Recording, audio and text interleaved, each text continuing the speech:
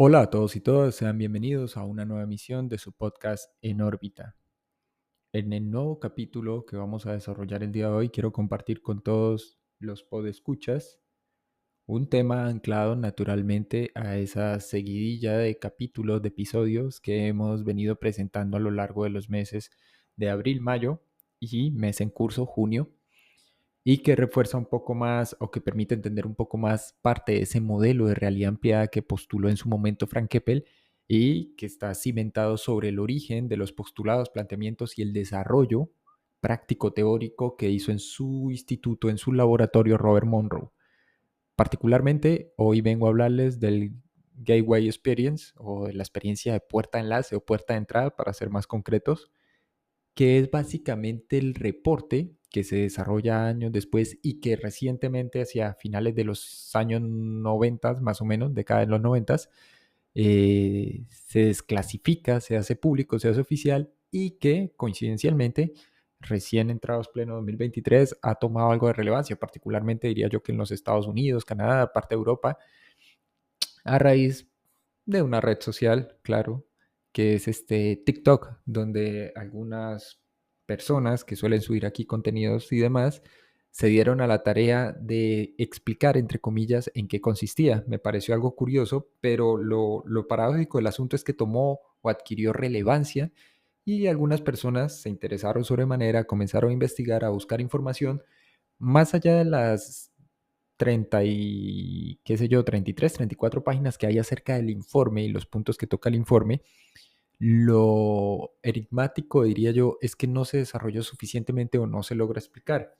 Como lo mencionaba en uno de los podcasts recientes, para aquellos podescuchas que nos han estado siguiendo a lo largo de estas emisiones, habría que sí o sí tomar un curso en el Instituto Monroe en Arlington, Virginia, o con algún representante en alguna de las ciudades principales donde tiene presencia este instituto y adentrarse específicamente en lo que comporta la experiencia de puerta de enlace o puerta de entrada, debido a que allí está no solo la taxonomía que desarrolla para explicar la conciencia, la proyección de esta en espacio-tiempo, sino además está como toda esa tipología de enfoques que desarrolla el mismo Monroe.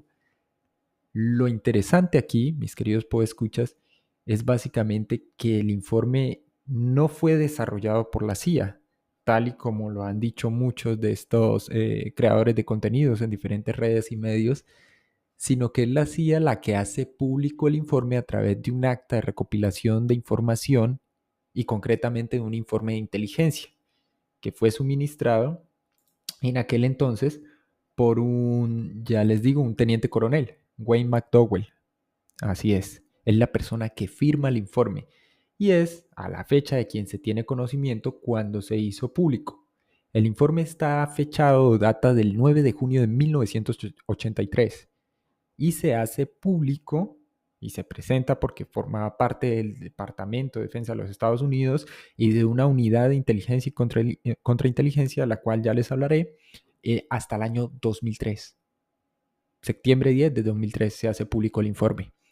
Para todos aquellos que me han estado acompañando a lo largo del desarrollo del podcast, sabrán que en la segunda, tercera temporada aproximadamente, hicimos dos episodios, perdón, dedicados a divulgar información acerca de la mítica página 25 del informe.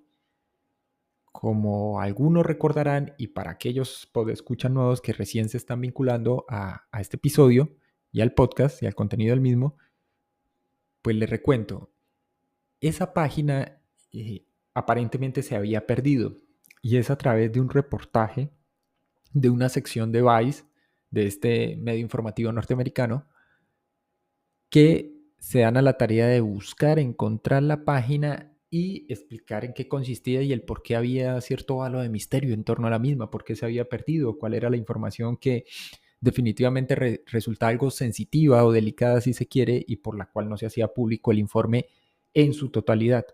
No es un working paper, no es un paper, es simplemente un informe que se redacta teniendo en cuenta cuál es la solicitud original. Pues bien, el autor del informe de Gateway Experience, es el teniente coronel Wayne McDowell.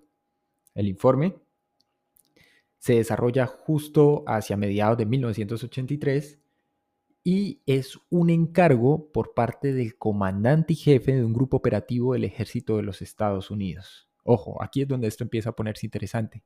¿Por qué? Porque es una unidad especial del ejército norteamericano conocida por sus siglas en inglés como INSCOM, INSCOM.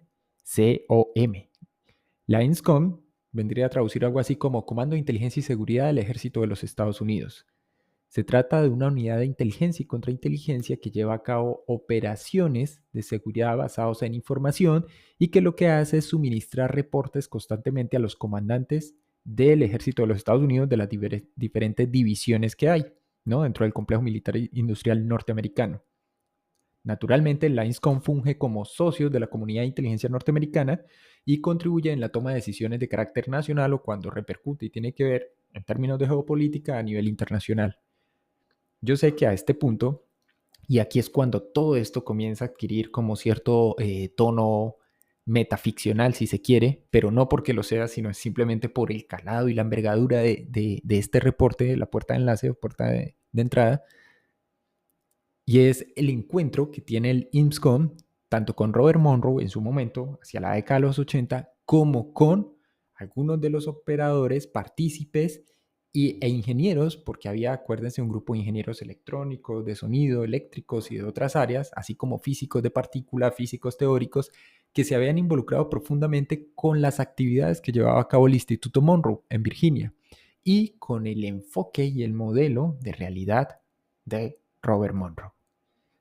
Entonces, ¿qué tenía que ver el INSCOM con el Instituto Monroe y por qué este teniente McDowell, ¿sí?, recibe el encargo por parte de uno de los operativos del ejército de reportar y de informar acerca de cuál era la utilidad práctica del mismo?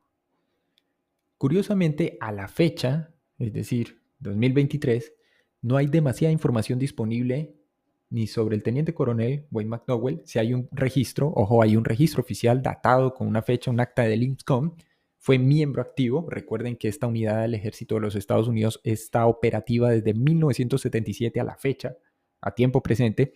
Si en este momento, y de hecho así es, hay comunidad hispanoparlante escuchándonos, sobre todo en Washington, D.C., probablemente una rápida búsqueda les va a permitir corroborar, verificar esta información que les estoy dando. Pues bien, pocas fotografías, poca información, como cabría esperar en el caso de un militar, un ex oficial, digámoslo así en este momento, vinculado a la comunidad de inteligencia de los Estados Unidos. ¿Sí? ¿Cuál era la tarea principal del teniente coronel Wayne? Básicamente averiguar cómo funcionaba la experiencia de puerta de entrada o puerta de enlace, ¿sí?, o de la puerta, tal y como lo denominó y lo bautizó Monroe y sus asociados en su momento, en relación a las experiencias extracorpóreas.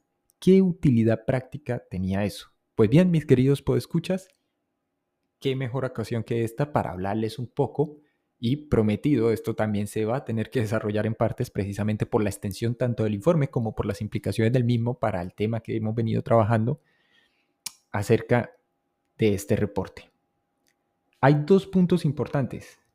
Wayne asiste al Instituto Monroe en la década de los 80 no solo para tomar los cursos y ser parte del proceso de voluntariado que en ese entonces se llevaba a cabo en el instituto y las actividades relacionadas con la experiencia extracorpórea, sino que además, a solicitud, ¿sí?, del operativo del Ejército de los Estados Unidos, tiene la misión de desentrañar, no que, digámoslo, cuál era la realidad o no tras el fenómeno, eso es totalmente irrelevante, sino si tenía alguna aplicación realmente práctica, en este caso, para temas de inteligencia y contrainteligencia.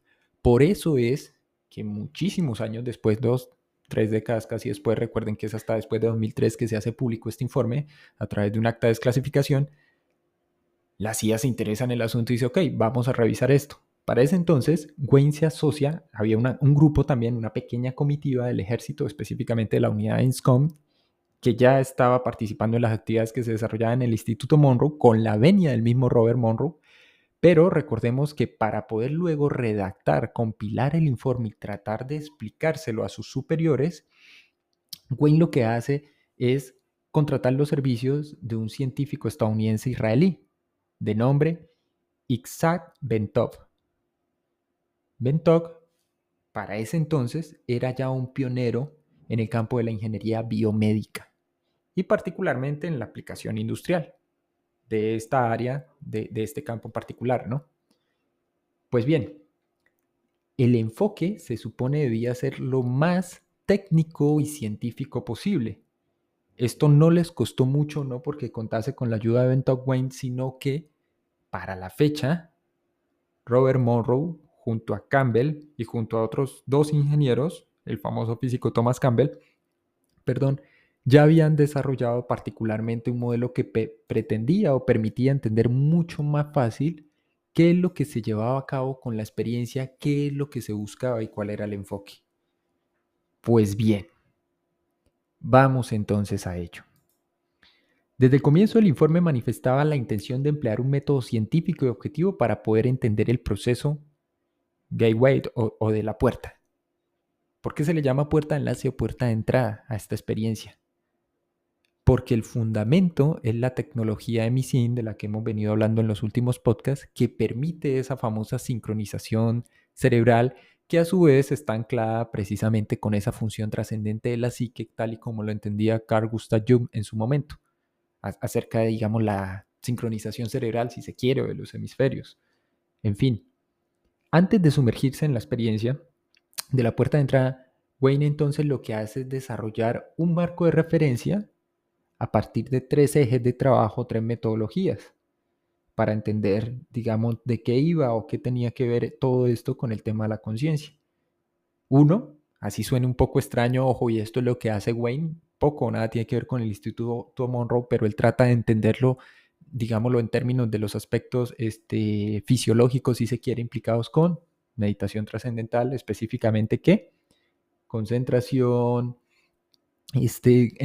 cambios en la actividad cerebral del individuo que quedaba sujeto dentro de la experiencia, cambios de estimulación en la corteza cerebral, etcétera, etcétera, ¿sí? Biorretroalimentación, ¿sí?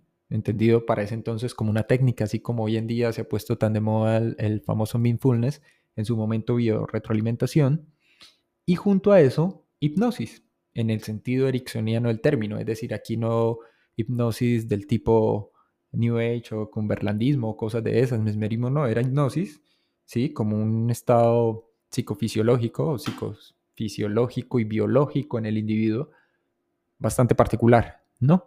En el cual lo que se hacía era inhibir temporalmente la actividad del hemisferio izquierdo, ¿sí? Temporalmente se producía una especie de sustitución para incrementar la actividad del hemisferio derecho a través de una serie de estímulos y de señales eléctricas, algo similar a lo que ha hecho Blanket con el tema de estimulación magnética transcraneal, de la cual pues ya se ha hablado aquí, ¿no? Pues bien, lo que sigue, y me permito aquí una pequeña traducción del informe, muchos de ustedes lo van a poder encontrar en inglés.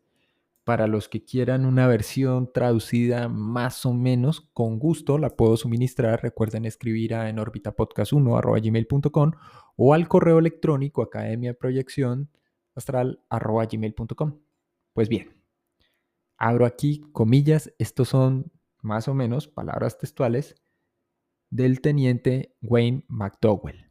Pues bien, primero, se me encargó proporcionar una evaluación de la experiencia de puerta de entrada en términos de su mecánica y practicidad.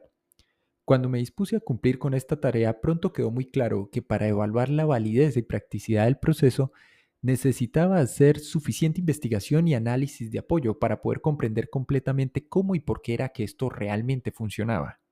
Funcionó no solo en el grupo que asistió y que iba en nombre y representación del ISCOM, sino que funcionaba diaria, semanal y mensualmente con individuos de diferentes edades, etnias y culturas, así como con diferente profesión y formación. Francamente, esto ha sido uno de los experimentos y de los reportes que me ha resultado extremadamente más complicado y difícil. Inicialmente, y a partir de conversaciones con un médico que luego tomaría conmigo la capacitación, en el instituto recorría modelos biomédicos que habían sido desarrollados previamente por Instant Bentok para obtener información sobre aspectos físicos de los procesos implicados en el mismo. Por lo tanto, encontré necesario profundizar en varias fuentes de información sobre aspectos, para ese entonces por mí desconocidos, vinculados a desarrollos recientes en el campo de la física teórica y particularmente de la mecánica cuántica, con el fin de poder describir y entender la naturaleza y funcionamiento de la conciencia humana. Adicional a ello, entendí que debía ser capaz de construir un modelo científicamente válido y razonablemente lúcido acerca de cómo funcionaba la conciencia bajo la influencia de la técnica de sincronización del hemisferio cerebral empleada por Monroe en su instituto, a través de la tecnología que éste ya había patentado. Una vez hecho esto, el siguiente paso implicó recurrir a la física teórica nuevamente para intentar explicar el carácter de la dimensión espaciotemporal y los medios por los cuales la conciencia humana expandida era capaz de trascenderla, para lograr los objetivos de la puerta de entrada. Finalmente, de nuevo encontré necesario usar la física de manera recurrente para llevar todo el fenómeno de los estados fuera del cuerpo a un lenguaje lo suficientemente unificado y sólido de la ciencia física para así eliminar el estigma de sus connotaciones ocultistas y ponerlo en un marco de referencia adecuado para una evaluación objetiva por parte de los comandantes y jefes del INSCOM y otras unidades adjuntas de inteligencia y seguridad del ejército de los Estados Unidos. Menuda tarea la que le encargaron a este McDowell, y más aún, si ustedes lo entienden, recientemente vi nuevamente la película o revisité la película. Aquí en Latinoamérica se conoce como Los hombres que miraban fijamente a las cabras, o Hombres dementes, creo, se tradujo en España, que está protagonizada por Kevin Spacey, Ian McGregor, George Clooney, entre otros actores más. Jeff Bridges, el brillante Jeff, y que aborda precisamente otro de los experimentos o de los famosos experimentos que se llevó a cabo por parte del ejército de los Estados Unidos en relación a la creación de una unidad específica de espías psíquicos. La película no tiene pierdes, es un disparate total, es obviamente una burla, una sátira a hechos que realmente ocurrieron. Naturalmente no son contados de forma lineal ni tal cual como pasó, pero sí creo que los pone en contexto acerca de una situación similar en el caso de este reporte. Pues bien, continúa McDowell. Comencé la narración perfilando brevemente lo fundamental. Primero, factores biomédicos que afectan a técnicas relacionadas como la hipnosis, biorretroalimentación y lo que en Oriente se conoce como meditación trascendental y que ha ganado tantos adeptos en la Unión Americana. Recordemos que él está hablando ahora para principios de los 80, ¿no? 1983. Bien, retomo.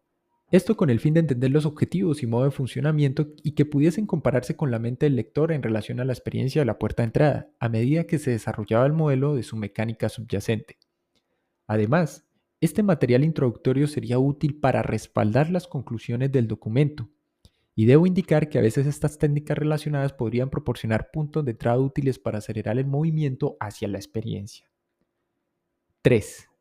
Niels Bohr, el renombrado físico, respondió una vez a las quejas de su hijo sobre la naturaleza obtusa de ciertos conceptos en física, afirmando: "No estás pensando, simplemente estás siendo lógico".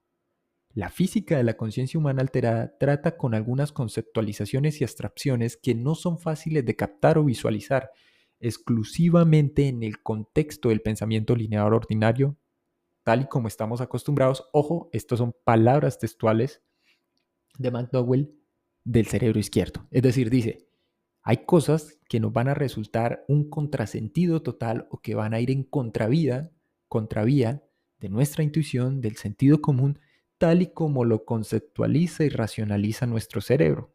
Pero él dice aquí concretamente el cerebro izquierdo para hacer alusión al tema de la superposición analítica, los procesos de racionalización, la forma como se produce la cognición, etcétera, etcétera. Interesante porque se vincula, mis queridos podescuchas, con el podcast anterior, ¿no?, que habíamos emitido acerca de un mundo con medio cerebro. En fin. Entonces, tomando prestado el modo de expresión del Dr. Bohr, me permito afirmar que hay partes de este documento que requerirán no solo lógica, sino un toque de visión intuitiva para lograr una comprensión completa y cómoda de los conceptos aquí involucrados. Sin embargo, una vez hecho esto, confío en que su construcción y aplicación resistan la prueba de la crítica racional. 4. Paradójicamente, después de haber hecho todo lo posible para evitar de tratar de emitir juicios basados en un marco de referencia asociado al ocultismo o el dogmatismo, al final encontré necesario volver, al menos brevemente, a la cuestión del impacto de la experiencia Gateway en sistemas de creencias comunes. Lo hice de esta forma porque, si bien era esencial para evitar intentar hacer una evaluación en el contexto de tales sistemas, sí sentí que era necesario, después de haber completado el análisis, para señalar conclusiones resultantes que no violentaran la corriente fundamental del conjunto de sistemas de creencias, ya sean estas orientales u occidentales.